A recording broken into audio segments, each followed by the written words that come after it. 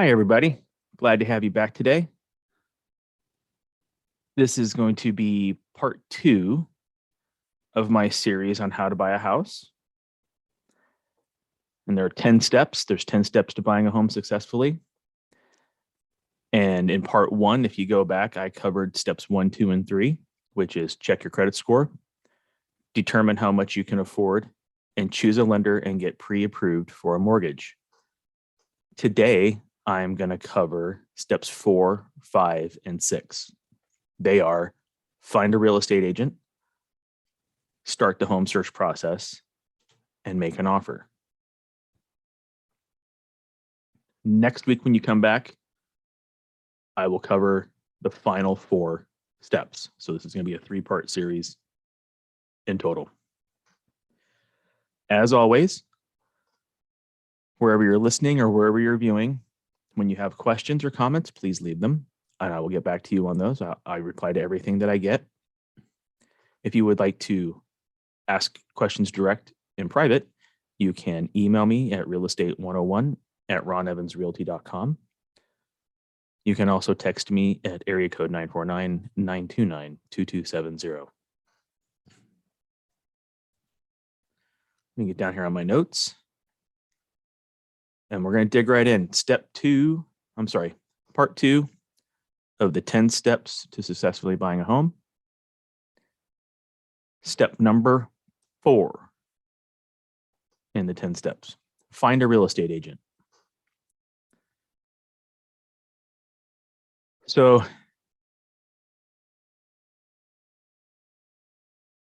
sometimes, there are a lot of steps, obviously, to buying a home. We've covered some. We're going to cover some today, cover some next week. Even with everything we've got going on today, all the contracts, all the litigation, all the different websites and the abilities to search and everything else, we still have some buyers who like to try to do it on their own. But what I want to talk about today is how having a good, reliable real estate agent can make your life and this entire home buying process a lot simpler. So when you hire an agent, they represent you. Just you. Okay. Sometimes buyers like to call the listing agent thinking they might get a better deal or have a better opportunity of getting their offer accepted. And I will tell you from my own experience that occasionally it might seem like you're getting a better deal on paper, or it might seem like you're getting a better deal because your offer got accepted. But what you always have to keep in mind is that listing agent has a fiduciary responsibility to the seller. He owes you fairness and to treat you right. He's supposed to. But at the end of the day, his fiduciary responsibility is to the seller. He's not your hired representation.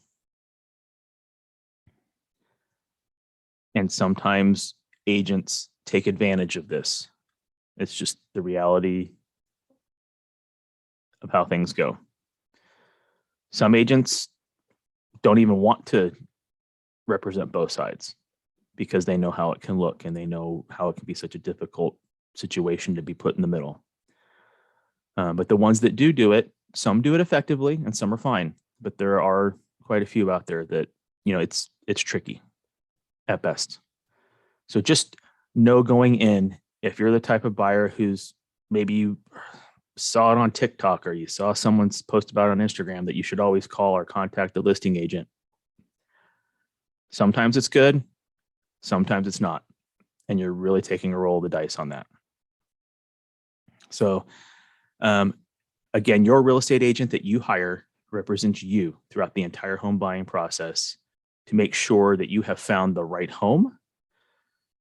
You're asking the important questions you're making an appropriate offer.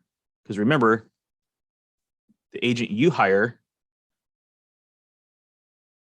since they represent you, they're able to objectively look at the comps, the comparable sales, and help you formulate an offer and interpret the market data. They're not helping you. If you hire the listing agent, they might be helping you write an offer that they know, like, is their seller's pie in the sky offer. Again, not always your interest first. They also have the power to help negotiate and receive all the necessary disclosures and help you interpret them and understand them. There's a lot of paperwork. In California, where I'm at, our residential purchase agreement alone is 11 or 12 pages now. Just the boilerplate purchase agreement. It does not include any of the required disclosures that auto-populate in. I believe you're at about 18. It's about 18 or 20 pages now when you go to submit an offer of a contract. And then once you're in escrow, there are still other disclosures that you as the buyer need to complete, or at least acknowledge you've received. And there are things that the seller completes to send to you to review. And trust me when I tell you, it's not always written from a friendly point of view. There's a lot of legal wording, very official wording in there, and it can trip some people up. And I have yet to have a buyer client that hasn't had questions on how to interpret a lot of these disclosures. So it's important that you have an agent that can help you with that. But the most important thing about having an agent in your corner that you've hired is they're going to just give you invaluable peace of mind. They're your buffer. There are a lot of times when I'm working with a buyer and we're in a transaction together, we're in an escrow, that I'm having communication with the listing agent, asking questions on behalf of my buyer that my buyer hasn't even asked yet. Or maybe I see things going on a timeline that looks a little out of place, or I'm wondering why we haven't done certain things. And instead of waiting for my buyer to get these questions from escrow or whoever, and it throwing them off and getting them nervous, because it's already the most nervous time they're ever going to have in their life. It's the biggest transaction most people ever complete. I work proactively to start asking those questions and getting that information in, so that when the time is right, I let my buyer know. And it just reassures them that everything's going smoothly. So the way to find the right real estate agent is by asking the right questions. And I'm going to give you some of the best questions that you should be asking. And I'd like to know, maybe you want to drop a comment down below, and if you have other questions that you think might be appropriate, or other questions maybe you've asked in the past, or information you thought might be applicable, let me know what you're thinking, and I'll let you know if those two might be appropriate and good questions to ask. So the first one obviously is, how long have you been working as a real estate agent?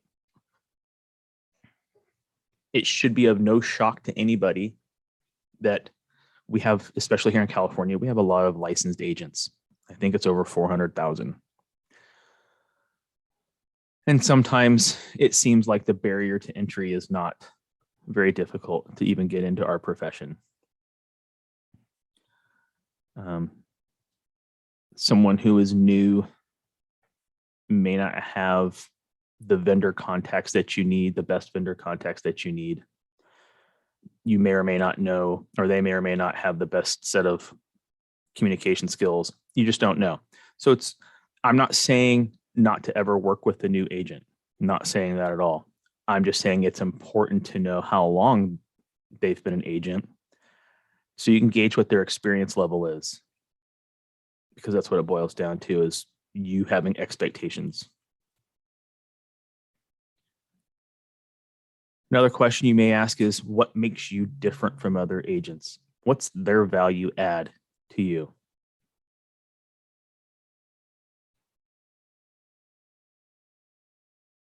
Are they just going to tell you, well, I'll send you a bunch of listings, and when you see something that you like, you let me know and we'll go see it together? Is that their level of involvement?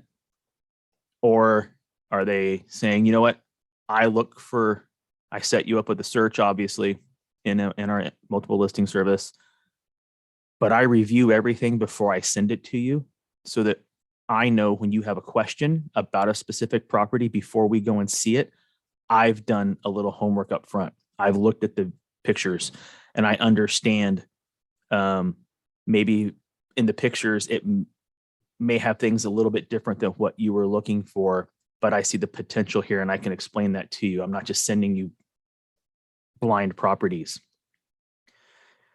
and you reviewing them and thinking, man, why is my agent sending me these? These don't even come close to matching my criteria. Well, sometimes there's a reason, at least for me, you know, something's close, not exact, but I can see the potential, or I can talk to them about, well, what other people may have done to a house to kind of change it around. So it's all about that type of relationship. So what makes you as an agent who's going to represent me, and what makes you different from these other 400,000 agents that are in our state? It's a very good question to ask. Another one is, how many clients are you working with? There's no wrong answer here. It's just so that you can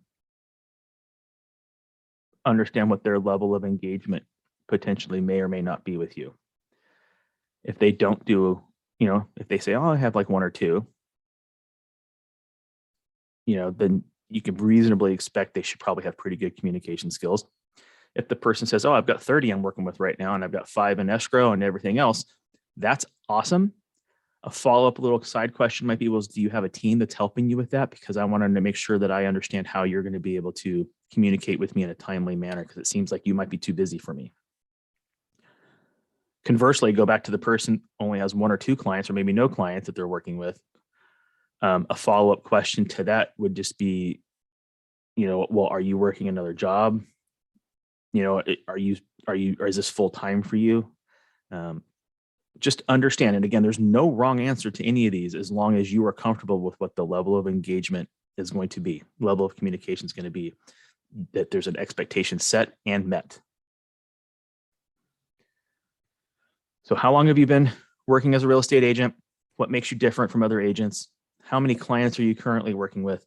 What experience do you have finding homes in my price range? Now, why is this important? Well,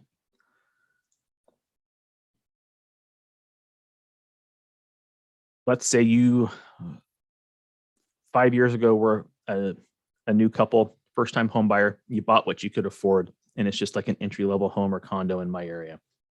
But now it's 5 years later, you got a little family going, you're having success in your career, and now you are moving up into like the luxury space of a home. You're going from the $700,000 condo to a $2.5 million home.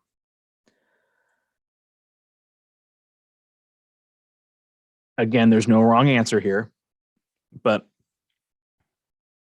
if you're, you may have a listing agent that you've hired to sell your condo, and they may want to represent you on the buying side of your home, of your new home.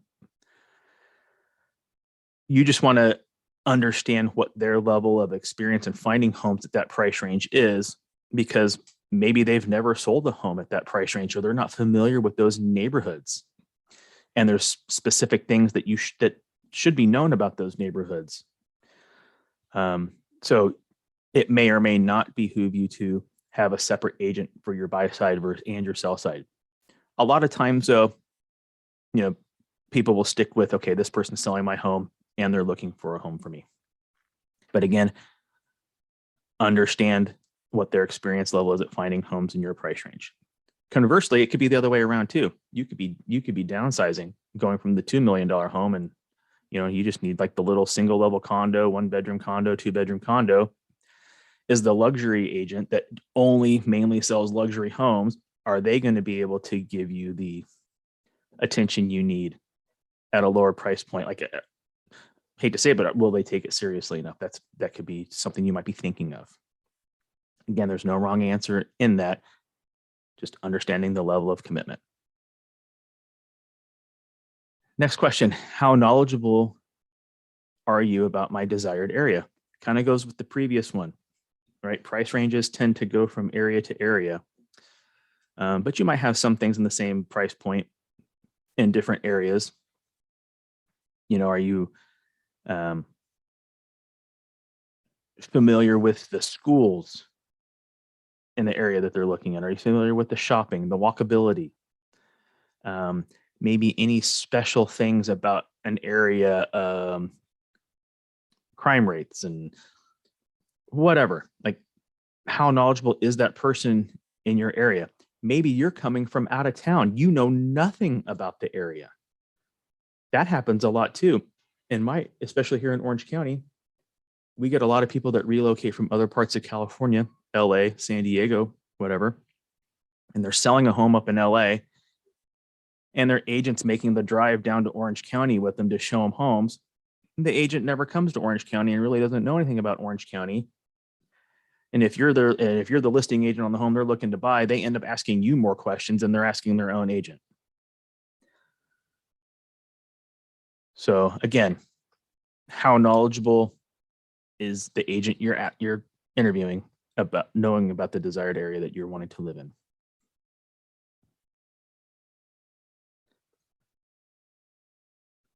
How long have you been working as a real estate agent? What makes you different from other agents? How many clients are you currently working with? What experience do you have finding homes in my price range? How knowledgeable are you about my desired area? Last question you may ask is, are you willing to provide me with references? Just about every agent out there has a website, and just about all of those websites have reviews from clients. Those are all fine and dandy, but are they willing to actually go, hey, you can call John. I did a deal with him 2 years ago, and he's always told me that anytime anyone wants to call and ask about you, they can.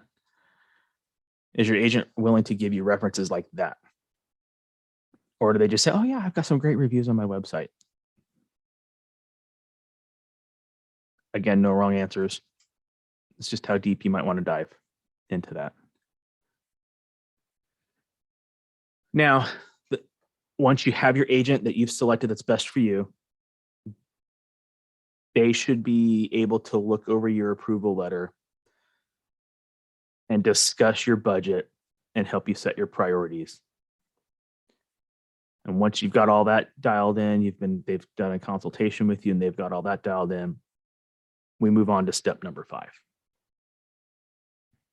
Starting the home search process. So once you've got your agent set up and you've done a consultation with them and they understand your budget and your approval, or maybe they've talked to your lender to understand anything special that might need to be done when making an offer, or the types of homes that you may or may not qualify to purchase, it's time to start house hunting. The fun begins. Now remember, as you're looking, casually looking, keep your priorities in mind. Hopefully you have a list of what your priorities are. The area that you desire, the size of home that you desire, closeness to schools if need be, close to work if need be. Have all those things in a priority list of like your must-haves, would like to haves. And I tell people, if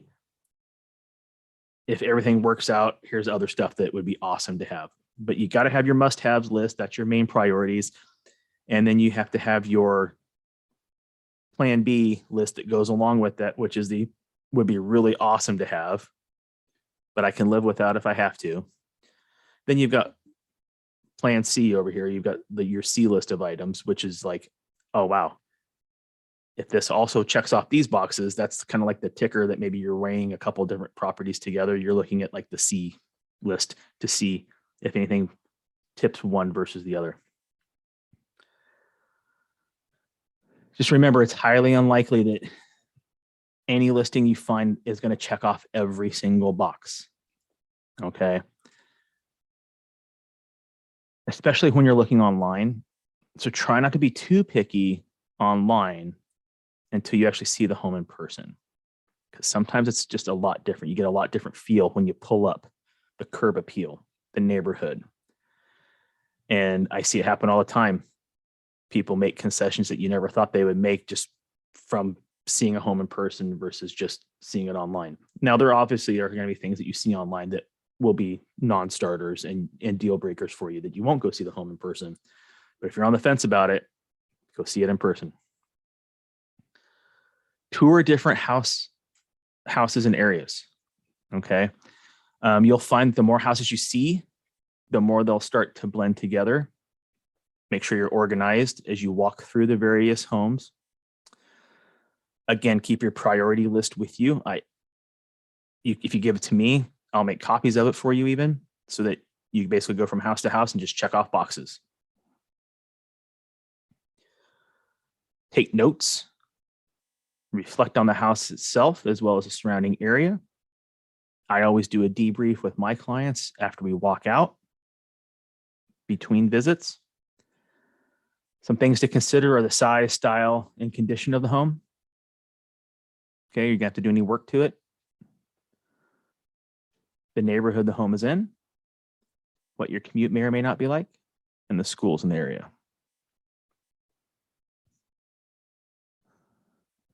Remember,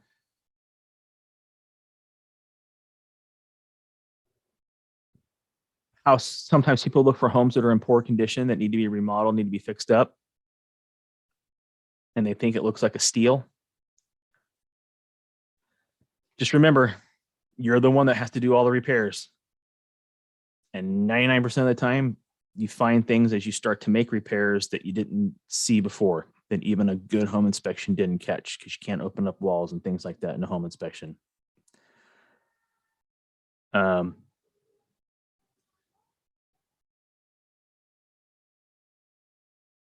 people, even just replacing outdated appliances can be a pain.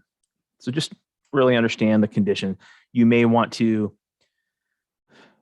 maximize your budget on a home that needs less work, unless you're really, truly ready to dive into updating a home.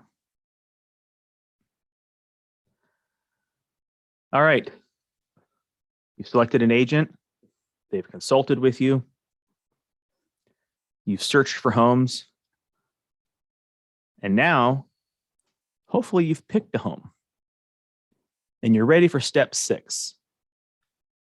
Make an offer. This is probably the most nerve-wracking portion, because a lot goes into this. Understanding the comps, understanding the price that you need to put on your offer, understanding if you've got multiple offers you're dealing with and competition you're dealing with, and then playing the waiting game.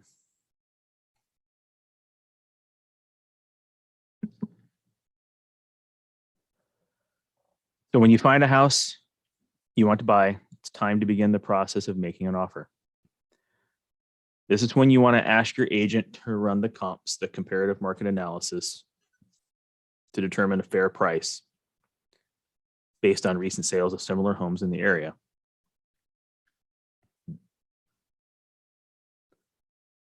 The less interest there is, and the longer the house has been on the market, always remember, typically the more power you'll have to negotiate.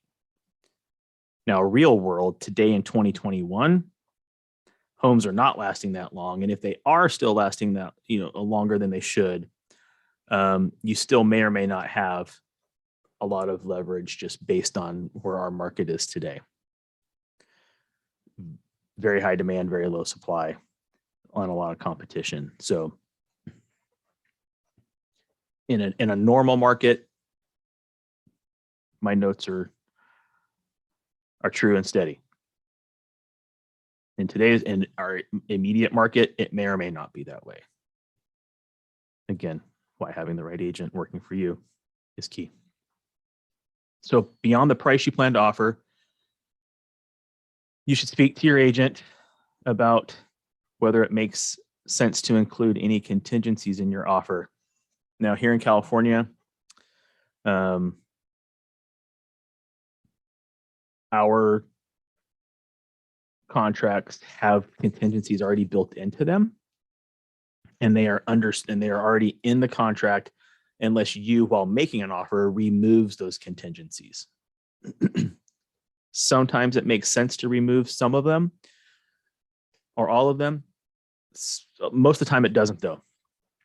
Contingencies are your way as a buyer to be protected in case something goes wrong on the transaction, to make sure that your deposit is protected and that you're protected to cancel if need be. And it's always the things that we don't see coming that get in the way.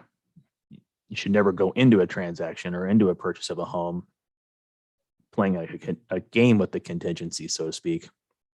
You should always be going into it with the intent of completing the transaction, but it's important for you and your agent to understand what contingencies you already have, and if you need to add anything or remove something from the contract when you make your offer. So what a contingency is it's a stipulation, including in an offer, that states that if a particular condition is not met, the buyer is free to break the contract without any repercussions. Okay. The three main ones we have here in California is we have an inspection contingency, we have an appraisal contingency if there's a loan, and we have a loan contingency to make sure that you're able to, as the buyer, to get a final approval right before escrow is to close. If any of those contingencies fall through, typically you can cancel a contract, get your deposit back, move on. That's why it's important to know like what you can and leave in the contract versus what you can take out of the contract to maybe make your offer more attractive, or depending on what you're doing, you may take stuff out. So sellers will sometimes balk at offers made with contingencies, but there are some contingencies that are worth making regardless of the seller's feelings about them. Okay, and we're going to talk about a couple of these more detailed. A loan contingency. If your ability to afford the home is dependent on your ability to obtain a loan, you really should keep a loan contingency in your offer. This contingency will make it possible for you to back out of your offer if for any reason you're unable to receive financing. Even if you've been pre-approved for your loan, you should still write the loan contingency in, or keep it in your offer. You never know when you may have a personal life event that hits you at the 11th hour and derails your home buying.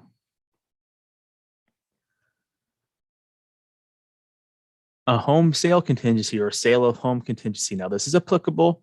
This contingency is applicable, obviously, if you're already a homeowner and you're wanting to move and purchase another home, and your purchase that you're trying to make is going to be contingent upon selling your current home. Now, a lot of these kind of go hand in hand. You may have to sell your home to complete your loan contingency to make sure that your loan goes through, okay? But if you're planning to sell your home and you require funds from the sale to purchase your new home, you're going to want to make sure that you have a home sale contingency in place. There are some instances where you don't need to, and that has to do a lot with the lender that you're working with, type of loan that you're getting, the expertise of your agent, so on and so on. But those are one-off situations. What this does is it protects you in case you are unable to find a buyer for your home while you're in escrow for your new home. It allows the seller to move on, and it allows you, the buyer, to move on. Again, pretty much clean. In today's market, a lot of sellers will not accept an offer that has a home to sell contingency, or not even a lot. Pretty much every seller is not going to accept an offer that has a home sale contingency. That's our reality of 2021. But eventually things will change, and it'll be more applicable. you may or may not need to feel comfortable with or without that. The inspection contingency. This is the most, in my opinion, the most important contingency for you, the buyer, when it comes to protecting your investment. So the inspection contingency allows you, the buyer, to do any and all investigations you want on the home within whatever the specified time is. The boilerplate here in California is 17 days, but you can get a lot of it done in 10 to 12 days. So usually we may shorten that to make an offer look a little cleaner. So the seller's not just sitting around thinking that you're going to wait 17 days to get things done. So, but during that time, that 17 days, that 10 days, whatever it is you choose with your agent, you're going to get things like home inspections, a general home inspection. If it's a pool home, I would highly recommend getting a separate independent pool inspection. If you've got some high-end HVAC air conditioning, if you've just got like a standard air conditioning, your general home inspection should be fine unless he finds something wrong with it, and then you can have an independent HVAC inspection done. I personally had a transaction one time that the home had 6 air conditioners. So regardless of what the home inspection was going to say, we had an independent air conditioning inspection done. A roof inspection. Again, you may or may not need a roof inspection depending upon what the general home inspection finds. If they find signs of leaks or signs of repairs, which are easy to spot, then you might want to have a more in-depth specific roof inspection. Or if the home's older and it doesn't look like the roof's been replaced in a long time, have an independent one. Or just for your peace of mind, if you want to have an independent one, regardless of what any of the other inspectors say. It's all up to you. You just need to know what all your options are, and just know that if there's a working mechanism or a component in this house, you can probably have an independent inspection done above and beyond the general home inspection.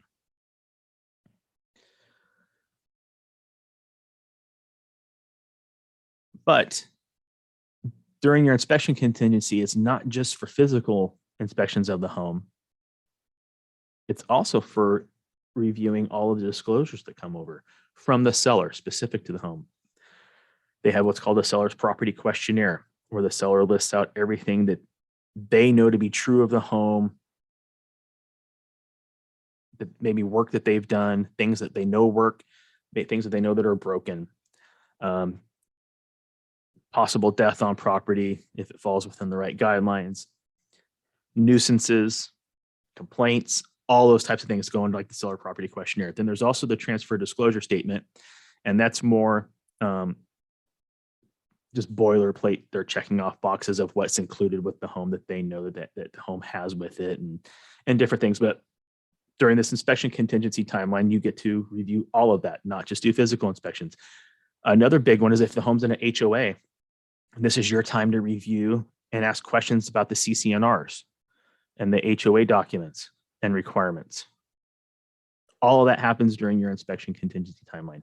Now, there are some other smaller inspection contingencies outside of this one that, sometimes things get enacted because maybe paperwork gets delayed sending to you.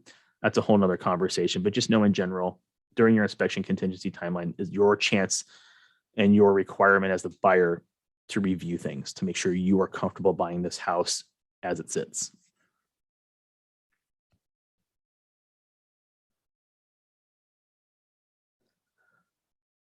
The other big one is the appraisal contingency. If you're having a loan, that's a big one, because in our market today, when you're having to bid and offer tens of thousands of dollars, possibly over list price, and actually possibly over recent sale comps, what they show, appraisals can be very tricky. And you need to understand, with or without an appraisal contingency, what that means to you if the home you're buying doesn't appraise for the amount you need it to for your loan to go through. Are you willing, Mr. Buyer, to come out of pocket to make up any appraisal gap? Will your lender allow you to do an appraisal gap? So these are all extra things you need to know.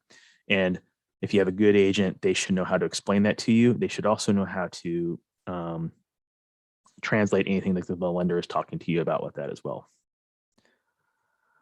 Okay, so today we're coming to an end here, coming to a close. But to recap, we covered steps 4, 5, and 6 of the 10 steps to success on how to buy a house. Keep in mind, I know that most of my clients and everything I work with here are in Orange County or in California, but these steps are pretty much applicable anywhere in the United States. So hopefully if you're listening from outside of Orange County, let me know. Outside of California, let me know. I'd love to hear some feedback on what you think of these steps and if you have found them useful for you in the past or in the current situation you're in. But we've covered finding a real estate agent today, which is step 4. Start the home search process, which is step 5. And making an offer, which is step 6. Next week, I will be wrapping things up when I talk about step 7, which is get a home inspection and home appraisal. Step 8, purchasing homeowners insurance. Step 9, doing a final walkthrough. And step 10, closing on your new home. Again, I thank you for coming back. Appreciate it. And I will see you next week. If you have any comments or questions, again, you can leave them in the sections on whatever podcast you're listening to or on YouTube if you're watching the video. You can email me direct at realestate101@ronevansrealty.com or text me 949-929-2270. See you guys again next week.